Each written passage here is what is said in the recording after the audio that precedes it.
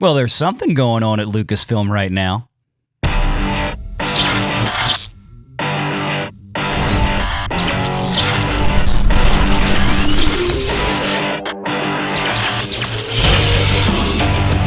Renegade Online.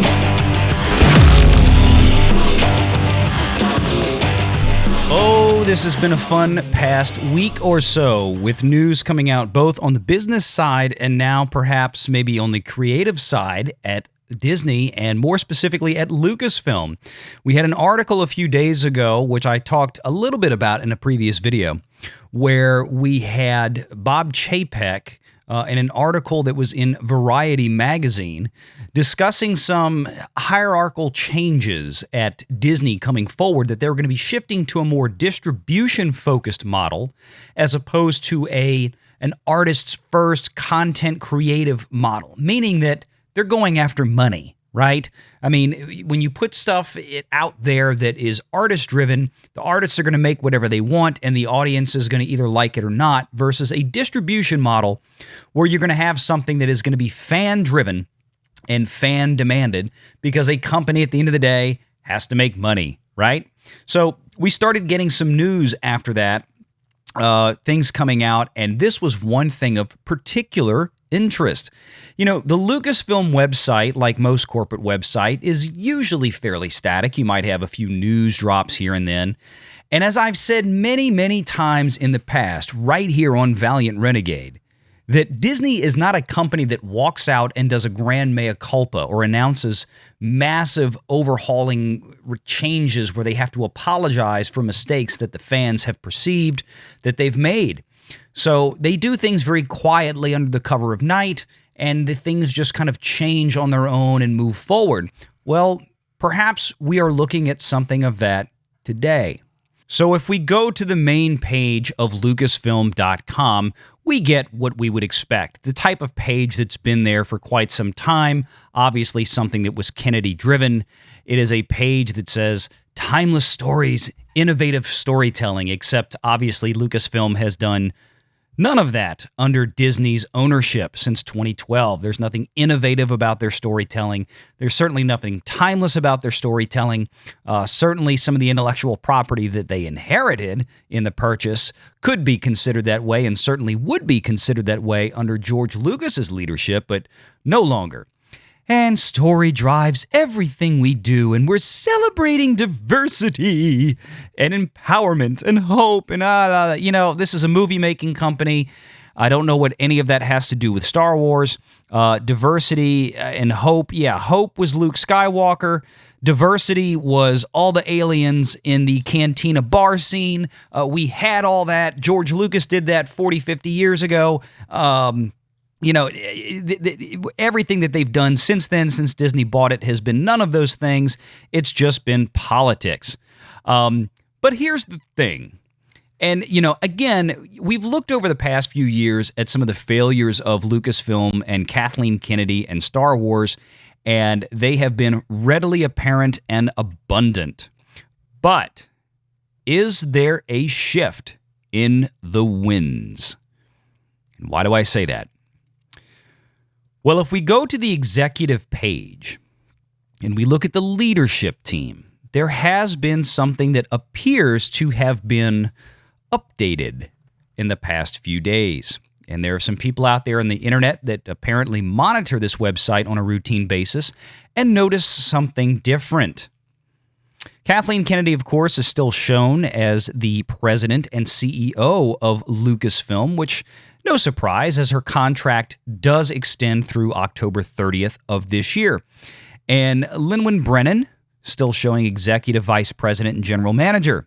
And then we have Mo Sengupta, someone I discussed in a video earlier this year when she was hired by Disney around January to be the executive vice president in charge of physical production. She's basically overseeing television and movie production in terms of the financial and business aspects. She comes from a very long business background. She came from Netflix, I believe.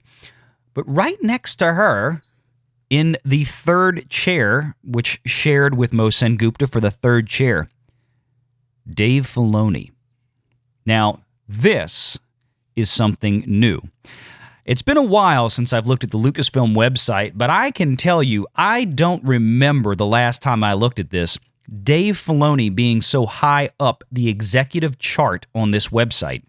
He is now listed as executive producer and executive creative director.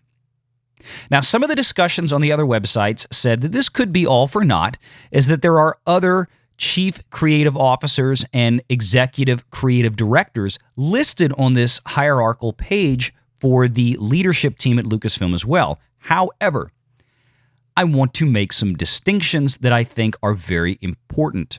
Number one, Dave Filoni, pretty high up the list. Number two, Rob Bredow, right next to him, Senior Vice President, Chief Creative Officer of ILM. Okay, that's Industrial Lights and Magic. That is a subsidiary of Lucasfilm. In case you don't know, Industrial Lights and Magic is pretty much considered the preeminent special effects house in Hollywood, something Lucas created when he created Star Wars. And they have served many, many movie productions for many, many years. Not only at Lucasfilm, but for other productions at other studios as well.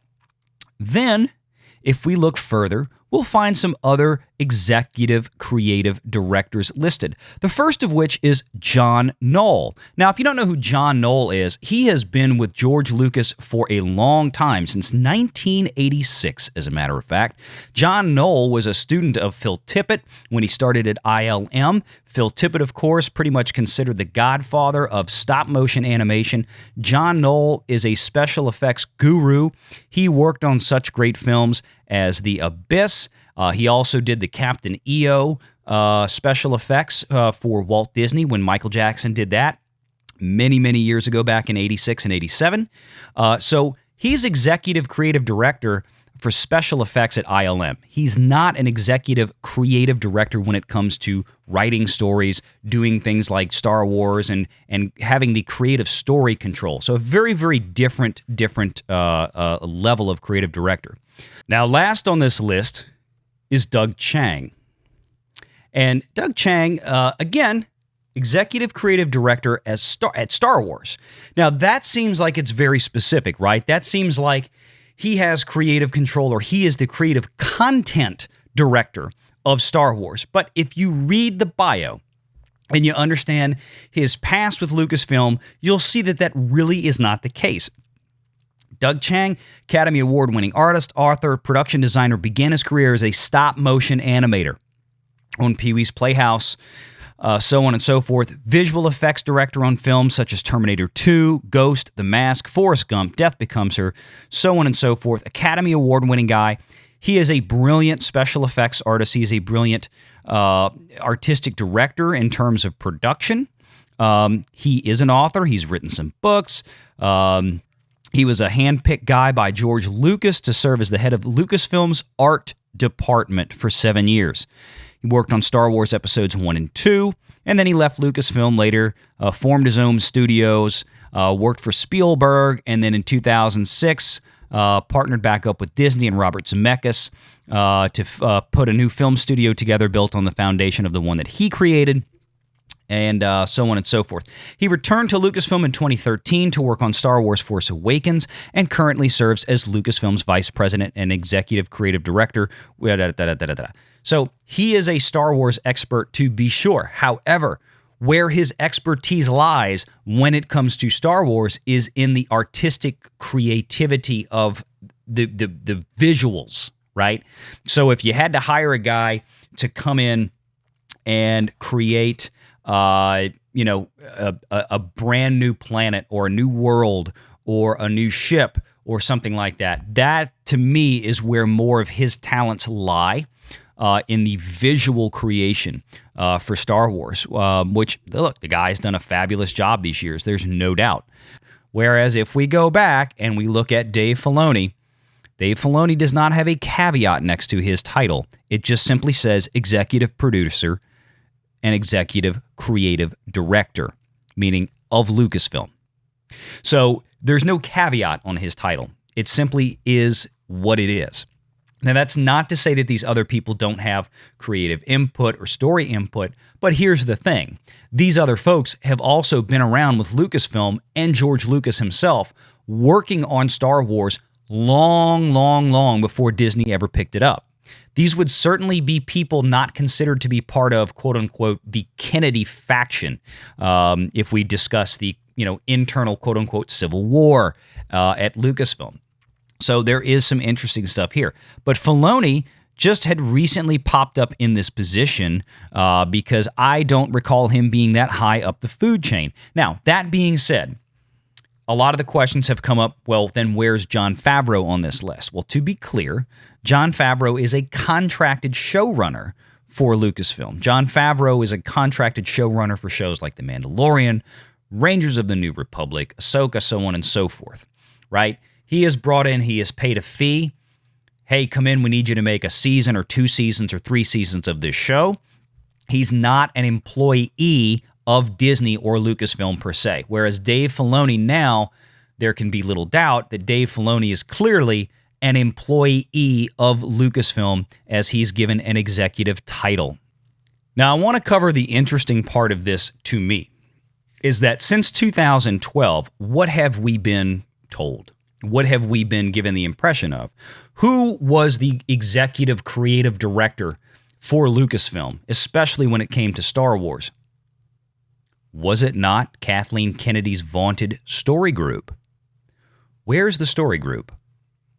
Dave Filoni was never really part of the story group, so that to suggest now that Filoni is the executive creative director, and based on the website, sitting in the number 3 chair, right next to Sengupta and some other executive directors that would line up, as far as a corporate hierarchy goes, in that same level, it kind of makes you wonder, where does the story group fall under this? Because this would suggest that the story group, including people like Pablo Hidalgo, now have to answer to Dave Filoni. Now, another question this whole thing begs, a little bit, is what then happens if Kathy goes to that top spot? Because obviously, as I said before, Jon Favreau is not on this list because of his the fact that he's simply not an employee of Lucasfilm. Could he take that top chair? I think he could. However, I don't think, and I've said this before, I'll say it again, I don't think Favreau is the type of guy that wants to be stapled down to one studio.